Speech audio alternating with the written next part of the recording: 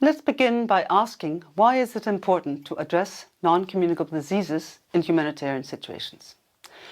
One of the best ways to know the health situation of a population which has been hit by a disaster is to look at the health situation before the disaster hit, the so-called baseline situation. So let's begin by taking a look at some global levels and trends. Historically, epidemics and starvation were the big killers, killing millions, if not tens of millions. In recent decades, that has changed. In 2015, for example, the estimate was that 71% of all global deaths were due to non-communicable diseases, or NCDs, especially what we refer to as the Big Four: heart disease, cancer, diabetes, and chronic lung disease. Those are chronic conditions which take a long time to develop. They're generally there both before and after the disaster occurs. So that's the first important pattern. A second important pattern is to note that, although this increase in NCDs began in high-income countries, by now it has reached middle-income countries and is also affecting low-income countries. Around 3/4 of deaths to NCDs now occur in middle and low-income countries, and most countries have high levels of prevalence. 20 to 30% of the population are living with an NCD. I think it's also notable how much the levels vary among different countries. For example, if we look at this map of the prevalence of diabetes, which is based on World Bank data, you can see that the levels are not that high in the European region. The average is about 6%, whereas they are higher in the Arab world, estimated at around an average of 12%. And what's particularly striking is that the sub-region with the highest rates is the region of the small states of the Pacific region, where it is about 15%. Now let's look at the risk factors. What are the causes of NCDs, and why are NCDs levels increasing? I mentioned the 4 big NCDs: heart disease, cancer, diabetes, and chronic lung disease. There are also 4 big behavioral factors which increase the risk for those NCDs: tobacco use, harmful use of alcohol, unhealthy diet, and inadequate exercise. And there are many reasons those risk factors have increased. Number 1, we have gotten much better in controlling communicable diseases such as smallpox or plague and avoiding catastrophic starvation. Populations are aging as a result of increasing life expectancy and lower birth rates, and older people are on average more likely to die from NCDs. Thirdly, urbanization. In 1950, less than 30% of world population were living in urban areas. Today it's more than 55%. People living in urban areas are much more exposed to some of the main risk factors for NCDs. Also, average incomes have increased greatly, $450 in 1960 to more than $10,000 in 2016, and that interacts with all the previous factors.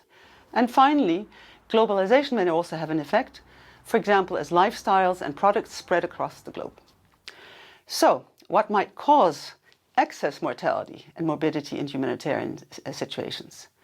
The important thing to remember is that NCDs are generally chronic or long-term. So clearly, if 20 to 30% of the population are living with an NCD before the disaster strikes, that condition does not disappear with the disaster, nor is it likely that new conditions will suddenly appear. It's more likely that existing conditions will get worse. What are the reasons that might happen? Well, first of all, the populations affected by humanitarian situations are changing. In the 1990s, the affected population were in low-income countries like Rwanda, Afghanistan, Democratic Republic of Congo. Today, increasingly the affected people, especially those who have been displaced, are from middle-income countries with older, more urbanized populations like Iraq or Syria. Those countries had good health systems before the crisis, where people with NCDs were receiving treatment and therefore they survived. Secondly, there are many reasons one might expect rates to increase in a disaster.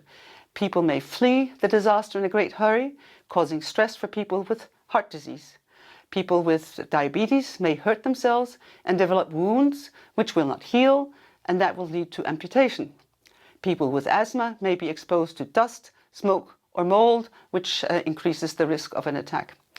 Third, health systems may have broken down, making it more difficult for people to access the medicines and the care that they need for their chronic conditions. especially if they are fleeing the disaster, with countries like Syria being a prime example. Fourth, lifestyles may be compromised. There may be less access to healthy food. There may be stressful situations leading to more smoking or to alcohol use, etc. Fifth, many people rely on families and networks, and these relationships may be broken down if people are displaced. There are also some examples of new cases which do arise from the disaster. For example, people with crush wounds from collapsing buildings may develop renal failure if they do not have access to dialysis. Now, let's focus on the evidence of increased mortality and morbidity. So what's the evidence that all of this is happening, actually?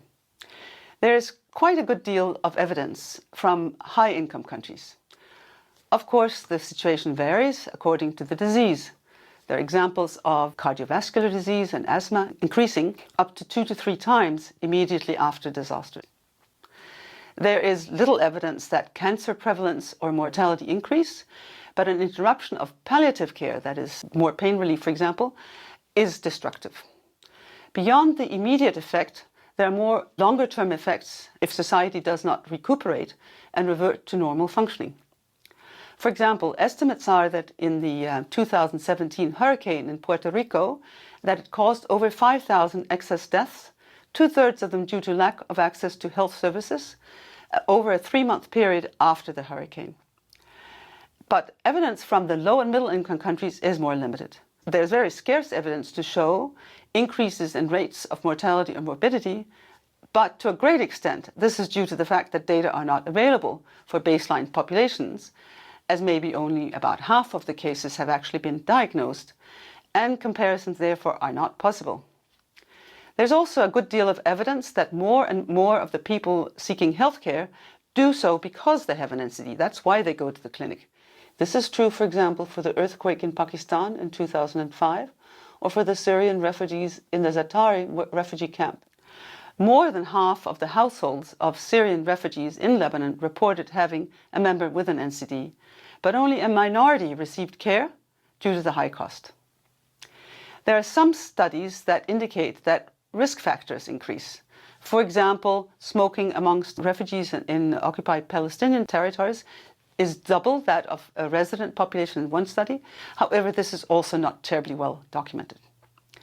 There are also some qualitative studies indicating the several barriers which people face, including that they have very little knowledge of the symptoms or causes of NCDs. So, our conclusion is the contemporary populations affected by disaster have high rates of NCDs to start out, and therefore will also need treatment after disaster. In addition, there are many reasons to expect levels to increase, and this is confirmed by what is happening in high-income countries.